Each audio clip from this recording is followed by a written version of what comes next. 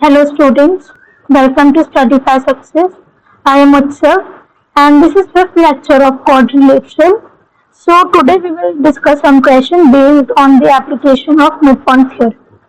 So first question is, ABCD is a rhombus and PQ, R and S are the midpoints of the sides AB, BC, CD and DA respectively.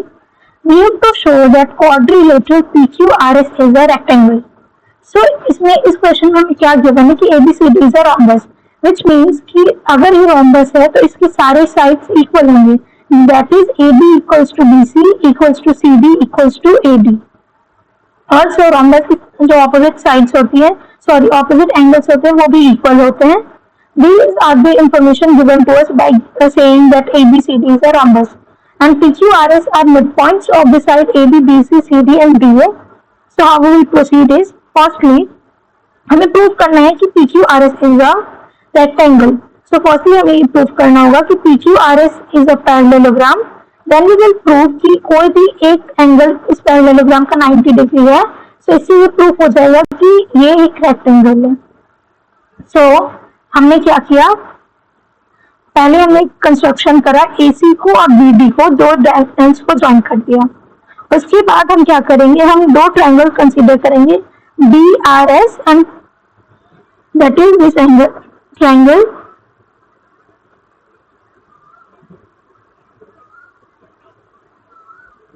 and BPQ.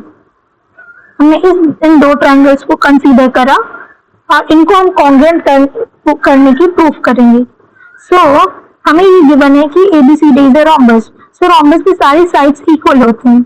सो हमें ये पता है कि rhombus के सारे sides equal हैं तो उनकी जो हाफ होंगी वो भी इक्वल होगा.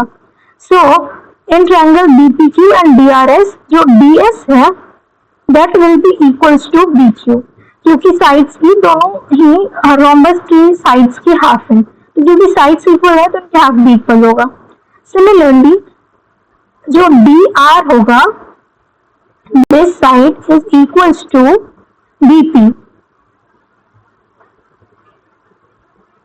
सो BQ जो है वो इक्वल है हमारा DS के एंड PB जो है वो इक्वल है DR के. एंड रोम्बस के जो ऑपोजिट साइड्स होते हैं वो भी इक्वल होते हैं. तो जो DR है, this angle equals to PBQ. So by side angle side congruency these two triangles are congruent to each other, that is triangle BRS is congruent to triangle BPQ. So by CPCT हम क्या prove कर सकते हैं कि जो RS है, that is here RS is equals to PQ by CPCT.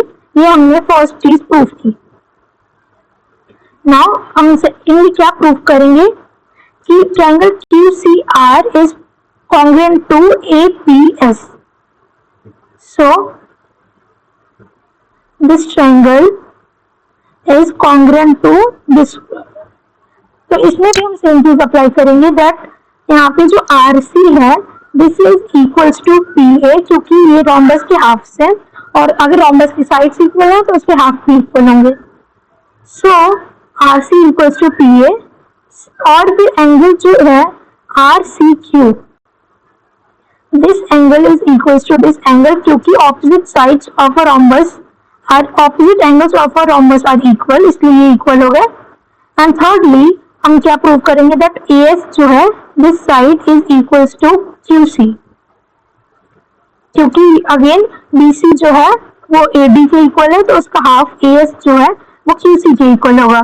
सो हमने ये प्रूव कर दिया साइड एंगल साइड कॉन्ग्रुएंसी से, that QC R is congruent to triangle SAP. तो हम CPCT से क्या प्रूव करेंगे कि RQ जो है वो SP के इक्वल होगा. तो हमने क्या प्रूव किया, पहले हमने प्रूव किया कि PS जो है वो QR के इक्वल है. फिर हमने प्रूव किया कि हमने पहले प्रूव किया कि PQ जो है वो SR के इक्वल है. फिर हमने प्रूव किया कि PS जो है वो QR के इक्वल है.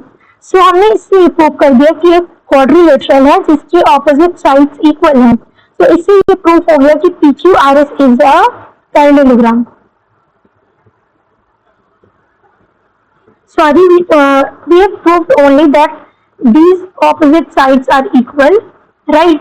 अब हम ये प्रूव करेंगे कि इससे तो ये प्रूफ हो गया कि ऑपोजिट साइड्स इक्वल है, और हम ये प्रूव करेंगे कि इक्वल के साथ साथ पैरेलल भी है. So in triangle C D Q, R and Q are midpoints of CD and BC, right? So in triangle CDQ, that is CDB में अगर हम बात करें तो Q और R midpoints है, तो this QR is parallel to BD.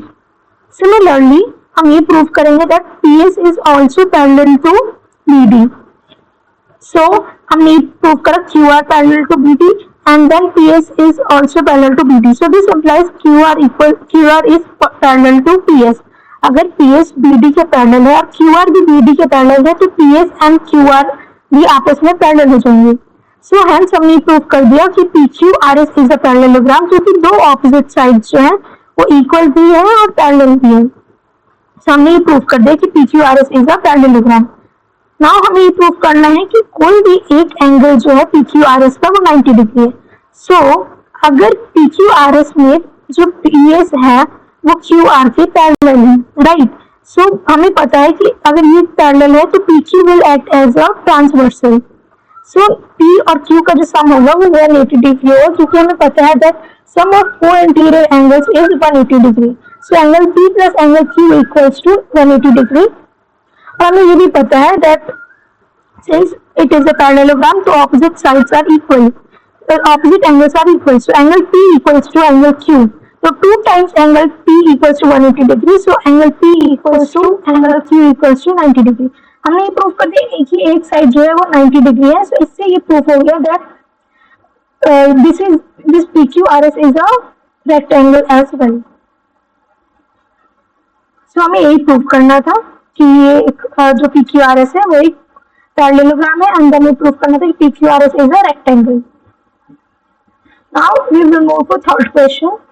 So ABCD is a rectangle and PQRS are midpoint of the side AB, BC, CD and DA, and we have to show that quadrilateral PQRS is a rhombus. हमें ये given है कि ABCD is a rectangle and PQRS is a midpoint.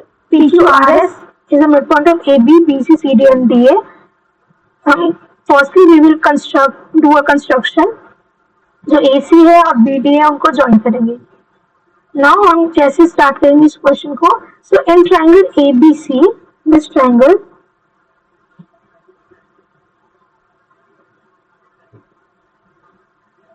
in this triangle P and Q are midpoints, right? So ये midpoints है P and Q.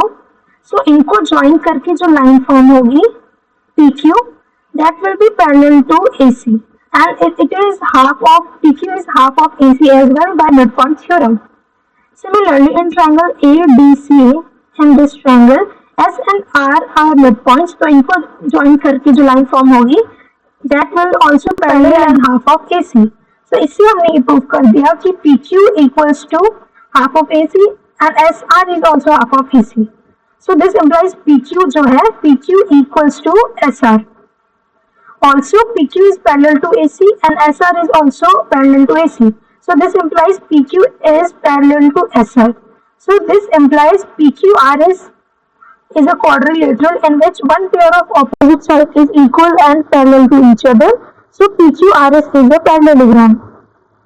Now, what we will do is, similarly we can prove that PS is parallel to QR and PS is equals to QR. Now we will move to triangle BCD. That is this triangle. Here Q is a midpoint of BC and R is a midpoint of CD.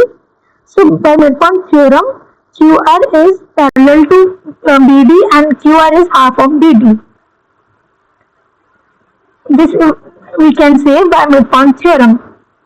Since ABCD is a rectangle, so AC equals to BD as diagonals of a rectangle are equal. So from equation 1, 2, 3, 4 and 5 we can say that PQ equals to QR equals to SR equals to PS.